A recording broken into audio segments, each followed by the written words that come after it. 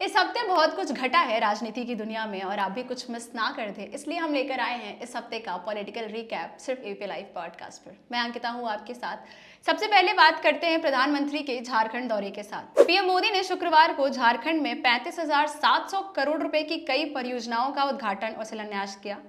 उन्होंने धनबाद जिले के सिंदरी में स्थित Hindustan Fertilizers and Chemicals Limited का 8,900 करोड़ रुपए से अधिक की लागत से डेवलप्ड फर्टिलाइजर प्लांट राष्ट्र को समर्पित किया। इससे देश में लगभग प्रति वर्ष 12.7 LMT स्वदेशी यूरिया उत्पादन बढ़ेगा, जिससे देश के किसानों को बहुत लाभ मिलेगा।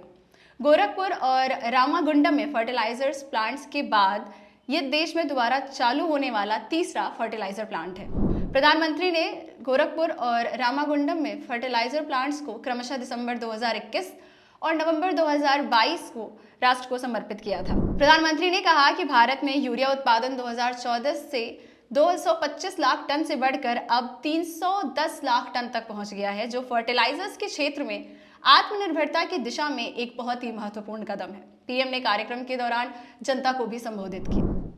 अब अगली खबर नफे सिंह राठी हत्याकांड से जुड़ी है। इंडियन नेशनल लोकदल की हरियाणा इकाई के अध्यक्ष नफे सिंह राठी और एक कार्यकर्ता की हत्या करने के मामले में बहादुरगढ़ पुलिस ने हत्याकांड के बाद नफे सिंह के परिवार को फोन पर जान से मारने की धमकी देने वाले को राजस्थान से हिरासत में ले लिया है। नफे सिंह राठी और एक कार्यकर्ता की हत्या करने के मामले में अब तक कुल 15 लोगों के खिलाफ मामला दर्ज किया गया है। नफे सिंह की हत्या के बाद उनके परिवार को जान से मारने की धमकियां मिल रही थी। हालांकि करीब 6 दिन बीत जाने के बाद भी नफे सिंह के हत्यारों तक पुलिस अब तक पहुंच नहीं पाई है। नफे सिंह के परिवार को जान से मारने की धमकी देने वाले को पुलिस अब बहादुरगढ़ ला रही है। पुलिस की मान ले तो आरोपी से पूछताछ में नफे सिंह की हत्या को लेकर कुछ सुराग मिल सकते हैं।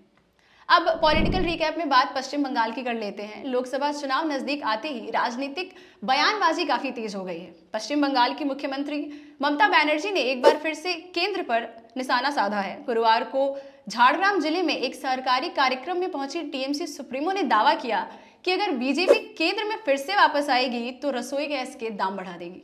उन्होंने कहा कि सरकार रसोई गैस सिलेंडर की कीमत बढ़ाकर 2,000 रुपए। अगली खबर हिमाचल प्रदेश से है। हिमाचल प्रदेश में कांग्रेस की सरकार पर जो संकट था वो फिलहाल टल गया है। राज्य की एकमात्र राज्यसभा सीट पर हुए चुनाव में कांग्रेस के 6 विधायकों ने पार्टी लाइन से हटकर बीजेपी के लिए क्रॉस वोटिंग की थी। इसके बाद सुखविंदर सिंह सुक्खू की सरकार के गिरने का खतरा बहुत बढ़ गया था।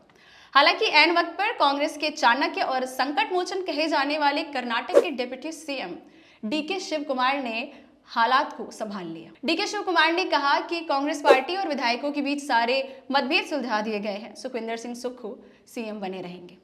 प्रदेश में ऑपरेशन लोटस फेल हो गया है और अब लोकसभा की चुनाव उनकी प्राथमिकता है। अब आखिर में एनडीए के आंकड़े की बात कर लेते हैं। लोकसभा चुनाव 2024 से पहले एनडीए की संख्या राज्यसभा में भी बहुमत के करीब है। हाल ही में 56 सीटों पर चुनाव हुए और एनडीए को 30 सीटों से जीत मिली है। भाजपा सांसदों की संख्या अकेले 100 के करीब है। उच्च सदन में बीजेपी सांसदों की संख्या अब 57 है। वहीं चुनाव के बाद एनडीए सांसदों की संख्या अब 118 तक पहुंच गया है। 245 सदस्यीय उच्च सदन में बहुमत का आंकड़ा 123 है। हालांकि वर्तमान में 5 सीटें खाली हैं, जिसमें से 4 जम्मू और कश्मीर की हैं, जो कि राष्ट्रपति के शासन के अधीन है, और एक मनोनीत सदस्य की श्रेणी में है। इससे सदन की संख्या भी घटकर 240 रह गई है और बहुमत का आंकड़ा 121 ही रह गया है। ऐसे में एनडीए राज्यसभा में भी बहुमत के आंकड़े से महज 3 सीट पीछे है। राजनीति में इस हफ्ते ये बड़ी घटनाएं रहीं। अब अगले हफ्ते जो भी घटनाएं होंगी उसको लेकर हाजिर होंगे हम अगले वीक के पॉलिटिकल रिकैप में। मैं अंकिता राय आपके साथ एबीपी लाइव पॉडकास्ट पर।